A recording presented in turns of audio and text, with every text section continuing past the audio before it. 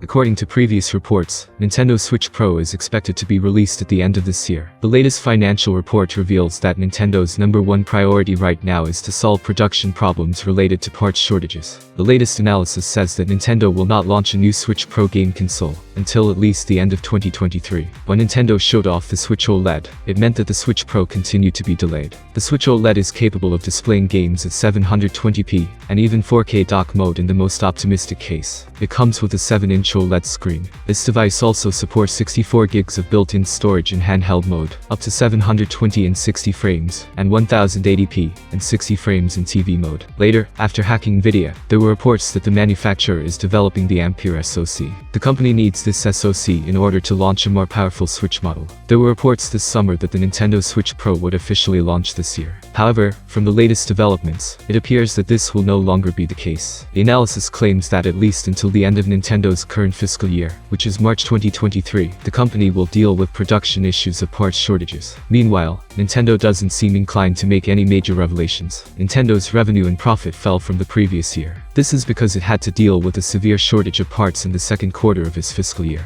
That being said, Nintendo also said that its sales target remains unchanged until March 2023 for the time being. Therefore, the manufacturer will try to mitigate the impact of the parts shortage. In any case, we won't get new news until next spring. This may mean that the Nintendo Switch Pro won't officially arrive until at least the end of 2023. What are your thoughts? I will be happy to hear them in the comments below. Thanks for watching, have a nice day and see you soon.